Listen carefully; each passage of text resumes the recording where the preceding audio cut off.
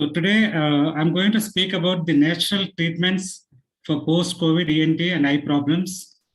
Dr. Rashmi ma'am and Dr. Archana ma'am has beautifully explained the various technical aspects of post-COVID ENT and eye problems and how to manage them. But I'm speaking only from the preventive aspect, how natural treatments can be used to prevent these complications. And whatever I'm going to speak today has been tested and used by many patients in Tamil Nadu. In Tamil Nadu, the government of Tamil Nadu has included naturopathy as a part of public health strategy in treating corona patients. They've included naturopathy treatment in all the government hospitals where the corona patients were taking treatment. And they have found out that when combining naturopathy with modern medicine, they were able to prevent most of the long COVID or post-COVID symptoms or complications. As we all know, the corona pandemic or the COVID pandemic has caused a lot of misery in the world. Many patients, even after recovering from corona, they're still suffering with long COVID symptoms. So some of the treatments, what we can do at home to prevent these symptoms or complications, I'm going to explain now. As Dr. Reshmi ma'am has already explained the various ENT problems, the most common symptoms or complaints what we're seeing is sore throat, nasal congestion, nasal obstruction, ear pain, and smell affections and upper respiratory tract infections. And there are many cases of black fungus affecting these patients in India. Many patients have been affected with mucormycosis. So it is always advisable if somebody complains of any ENT problem after corona or after COVID infection or after recovery from COVID infection, it is better to consult an ENT specialist and get a correct, timely diagnosis and treatment. These are some of the simple natural treatments which has been used by Tamil Nadu government in treating the corona patients. They've included these 3 treatments in their treatment protocol along with the modern medicine. The first treatment is applying coconut oil or cow ghee, few drops of coconut oil or cow ghee in both the nostrils. And some patient has any infection or severe cold, you can mix few drops of tea tree oil in coconut oil and install those drops in the nostrils. And the patient has to take this for 5 minutes after the treatment. And after 5 minutes, they can blow their nose. So the oil and any mucus secretions will be expelled. And after the coconut oil treatment, the patient has to take steam inhalation. As we all know, steam inhalation is an ancient household remedy for treating common cold and cough. Our ancestors and our grandmas has used this always in our homes. So you can add a few half teaspoons of turmeric or maybe eucalyptus oil or even camphor or even fresh mint leaves. Turmeric is a powerful antiviral medicine. It also is an anti-inflammatory. Take steam inhalation at least for 5 to 10 minutes. And when you inhale the steams, inhale very slowly and very deeply. Do it for 5 to 10 minutes. After the steam inhalation, wash your face and you can gargle with hot turmeric water or hot salt water. And if you don't have access to salt water or turmeric water, you can use a simple mouthwash for gargling. All these treatments, 3 treatments combined, will prevent most of the ENT problems. And patients can do them both at morning and evening. And some patients have even done for 2 to 3 times a day, 3 to 4 times a day, and they found out that they were able to prevent most of the ENT problems. Now, apart from the natural treatments, we have to also follow a certain diet to prevent all these ENT problems. As we all know, foods which are rich in vitamin C, zinc, and vitamin A, they improve the immunity. And patients have to eat all these vitamin-rich foods. For example, vitamin C is rich in oranges, guava. Zinc is rich in legumes and seeds and nuts. Vitamin A in carrots and tomato. And when we eat the fruits, it is better to eat the fruits directly instead of drinking the fruit juice.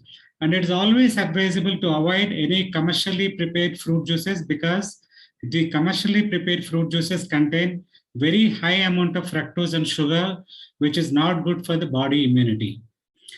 And protein is very, very important for these patients because when recovering from any infection or from any disease, body requires a lot of protein to rebuild the tissues. So high protein foods like nuts, sprouts, legumes, all this should be consumed.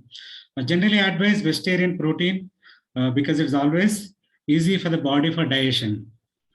And probiotic foods, they also should take probiotic foods like yogurt, kefir, miso. We all know that the microflora or the gut microbiome is very, very important for body immunity. Most of the body immunity is dependent on the healthy gut microbiome. The probiotic foods improve the health of the gut microbiome. So everybody should include all this, even not only COVID patients, even healthy people can also get benefited by including the probiotic foods in the daily diet. And when it comes to water, the COVID patients, they should only drink hot water or warm water. 10 to 12 glasses of warm water is necessary for body dehydration. And they should avoid drinking ice cold water or cold water because it can irritate the throat. And virus normally harbors in ice cold water. And there are certain nutritional supplements which are very good for ENT health. We have already discussed about vitamin C rich foods. The same way vitamin C supplements, there are many vitamin C supplements in the market, but the best form of supplement is liposomal vitamin C because the liposomal vitamin C increases the absorption of vitamin C in the blood. Whereas the normal vitamin C powder, which is available in any chewable tablets, doesn't increase the absorption in the blood. And other supplements like zinc, vitamin B complex, selenium, they're all very good for health. Now let us come to vitamin D. Now vitamin D is very, very important for body immunity. Our ancestors, they used to work very hard, under sunlight, outdoors. So they never had vitamin D deficiency. They actually were having high levels of vitamin D in their body. But all of us nowadays, we work indoors, we don't expose our body to sunlight.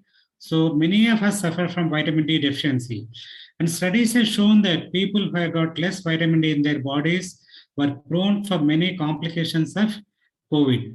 And people who had a good levels of vitamin D, they were able to, they didn't have any major complications. So vitamin D is very, very essential. When you start taking vitamin D, please start with 60,000 international units daily for 5 days. And after that, you can take 1,000 to 2,000 international units every day. If you can't take every day, you can take once a month 60,000 international units. Vitamin D is a fat-soluble vitamin. It is stored in the body. So if you take once in a month, that's enough. But vitamin B and vitamin C, they're water-soluble. They're not stored in the body. So you have to take them every day. So some of may think that, we're eating healthy food. What is the need? The present day cultivation, the present day chemical fertilizers, doesn't result in a good vitamin levels in the foods. So sometimes we have to take supplements. Flaxseed oil. Flaxseed oil is rich source of omega-3 fatty acids. Omega-3 fatty acids have anti-inflammatory properties. They're very good for immunity, heart health, and brain health. You can take flaxseed oil, or you can eat flax seeds or walnuts. And if you eat animal foods, you can take salmon, mackerel, tuna. All these foods contain high levels of omega-3 fatty acids. There are certain herbs for ENT problems. All of us, normally, particularly Indians, are Asians. They use ginger, turmeric, garlic, onion, black pepper in their foods. They use it for cooking. These herbs have got a very good, they're very good for respiratory health. This may be one of the reasons that, the Indians or maybe the Asians were able to, have less complications of COVID when compared to Westerners. Westerners, they don't use much of these herbs. But, Indians and Asians, they use these herbs in their diet. So please include these herbs in your food, in your cooking. And other herbs like ashwagandha, astragalus, echinacea, ginseng, reishi mushrooms, these herbs are good for immunity. They regenerate the body and they improve the strength of the body. I'm going to suggest a simple herbal tea. Even Indian government has suggested the same herbal tea to be used by everybody during the corona pandemic. And most of the people have started using it. So all these herbs, they're available at your home. You need not buy from outside shops. So take 2 grams of ginger, black pepper, basil leaves, clove, cinnamon, mint. Put them in 200 ml of water. Boil the water for a few minutes until the water becomes 100 ml. Filter the water. You can add 1 teaspoon of honey and maybe a little lemon juice in that. Drink the tea at least 1 or 2 times a day. This will improve your throat health. It is very good for throat and nasal problems. And the second drink, which is called golden milk, and Ayurveda has given a lot of importance to golden milk for throat problems. It's called as golden milk because the milk looks like gold. Take almond milk. You can add 2 grams of turmeric, black pepper, and cardamom. As we discussed now, turmeric and black pepper have got very good antiviral and anti-inflammatory properties. Almond milk is advisable instead of cow milk and buffalo milk because many people have got allergy to cow milk and buffalo milk. But if you're not allergic, you can use them. But generally, cow milk increases the mucus production, so we don't advise. We advise plant milks. So boil the milk until it becomes, until the 200 ml of milk becomes 150 ml. You can add a teaspoon of honey and a few strands of saffron. Saffron is also very good for throat health. And drink the milk before going to bed. You can drink 1 or 2 times. You can give to children. It's very good immunity enhancing milk. I'm going to suggest a few pranayamas or breathing exercise. Simple exercise for ENT health. This can be done by anybody, anytime. So the first exercise is called Kapalabhati pranayama. So Kapalabhati means cleaning the skull. So this pranayama actually expels any unnecessary or stored mucosal secretions from the upper respiratory tract. So it involves breathing slowly, normally, but breathing out very quickly and forcefully. The second pranayama is called Bhramari pranayama. So this is Bhramari means humming bee. So in this pranayama, we have to breathe in very slowly, normally, but while exhaling, you should produce a humming sound, slow humming sound. Now, Bhramari pranayama, a lot of studies has been done by Bhramari pranayama because it has been shown to increase the production of nitric oxide in the nasal cavity and the sinuses. And the nitric oxide has been shown to improve the nasal tract health, and it also has got antiviral properties. And there are some companies are even try to produce nitric oxide sprays, nasal sprays for COVID treatment. And you can do a simple Bhramari pranayama to do that. I'm going to quickly demonstrate these 2 pranayamas just in a few minutes. You can see that. So the first pranayama is Kapalabhati pranayama. Take a slow deep breath and exhale very quickly and forcefully.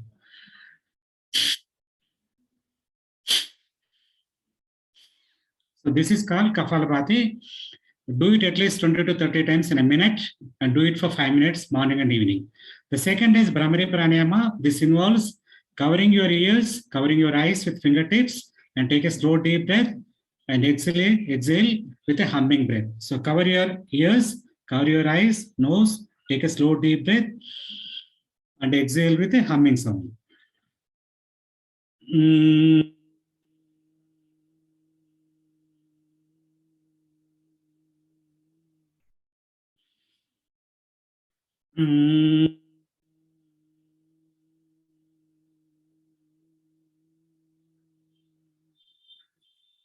The humming sound, while doing the humming sound, please feel the vibration in your head and also in the body. The humming vibrations dislodge the mucus. It increases the ciliary movement and also production of nitric oxide. Now let us discuss a little bit about the eye problem. Dr. Archana Madam has beautifully explained about various eye problems and what to do, to treat them. So the most common eye problems is pink eye or the conjunctivitis, eye pain, irritation, redness, swelling of eyes, sensitive to light. And as she said, some people may also suffer from retinal vascular problems, occlusion of retinal artery by thrombus. And some people may also have problems with optic nerve, resulting in neurological and ophthalmic problems. So it's always better to consult an ophthalmologist if you have any of these eye problems for a timely diagnosis and timely treatment, because any delay can cause loss of eye, because even the fungal infections also can cause problems with the vision, and sometimes they have to remove even an eye. I'm going to suggest a few simple natural medicines to prevent these problems, but if you suffer from any severe eye disease, please consult your ophthalmologist. The first treatment is rest your eyes every 1 hour. If you're doing any work, please get up from your chair, wash your eyes, wash your face. So it gives rest your eyes. There is a rule called 20-20-20. It actually means every 20 minutes, shift your vision on something which is 20 feet distant from your place and focus on that distant place for 20 seconds. So this gives rest to the eyes. If you have any eye swelling, you can apply cold compress because the cold reduces the eye swelling. But if you have any redness, there is no swelling. If you have only pain, you can apply a warm compress, or you can apply a tea bag, green tea bag or a warm tea bag. Dry eyes can cause a lot of pain. So use artificial tears, or you can do blinking. And if the air in the room is very dry, please use a humidifier to moisten the air so that you will not suffer from dry eyes. And vitamin A rich foods, particularly carrots and other things, are good for eye health. And there are certain herbs like gotukola, amla, ashwagandha. They are very good for eye health. You can use these supplements after consulting a physician. There are certain simple eye exercises which can be done by everybody except the people who have got a retinal disease or glaucoma. These are very simple. Just move your eyes up and down, left and right, diagonally, clockwise and anti-clockwise. And after doing these eye exercises for a few times, rub your both the palms until you feel warm and apply the palms on your closed eyes for a few seconds. This relaxes the eyes and reduces the eye strain. And now I'm going to discuss a few general precautions which has to be followed by everybody, including including normal people or people who are recovering from COVID. The first most important thing is maintain a social distance, stay at home if you're sick, wash your hands frequently, use a sanitizer even whenever you touch an object. The simple precaution of washing hands frequently can prevent many, many infections. And use a face mask and cover your eyes with goggles or maybe glasses. And avoid close contact with anybody who is sick. Avoid touching your mouth, nose, and eyes. Stay at home if you're sick. And if you're coughing or sneezing, please use a tissue. This is my last slide. The COVID pandemic has shown that people who have got a very good immunity, who have a good health, were able to were not affected by COVID in any way. They didn't have any major symptoms. They had very mild symptoms, sometimes no symptoms at all. But people who had immunity problems, they suffered a lot, developed major complications. And one of the important things to have a good health is to follow a natural, healthy lifestyle. And I'm happy to inform you that Professor Kennedy sir has formulated these 6 rules of good health. And under his, guidance, we have conducted many seminars on rules of good health for various corporate companies, and they were benefited by that. So the first important rule is to eat a natural, healthy food. The food what you eat should be natural in the form. Raw salads, sprouts, raw foods, fruits, all this should be taken in more quantity than the cooked or modified food. Please avoid any outside food or processed foods. Second is exercise at least 30 minutes daily. So by means of exercise, you need not go to a gym and lift heavy weights. You can do a simple exercise at home, walking, jogging, cycling, swimming, yoga, calisthenics. All this you can do at home to improve your general health. Sleep, 7 to 9 hours of quality sleep is very, very essential because during the sleep, the growth hormone will be very high, which helps in rebuilding, recovering. The body repairs itself during the sleep. So the sleep is necessary, particularly for people who are recovering from COVID. Avoid smoking. Smoking is #1 killer. And people who have COVID, definitely they should avoid smoking. Reduce stress at your workplace, at your home, and practice meditation and relaxation. And the last important rule of good health is get a health check done. If you buy a vehicle, you get it serviced every year. You go for a checkup of the vehicle. The same way, please get a health check done. Then you will know what is your condition of the body. You will know if you have any risk of developing any disease like maybe diabetes or a heart disease or a cancer.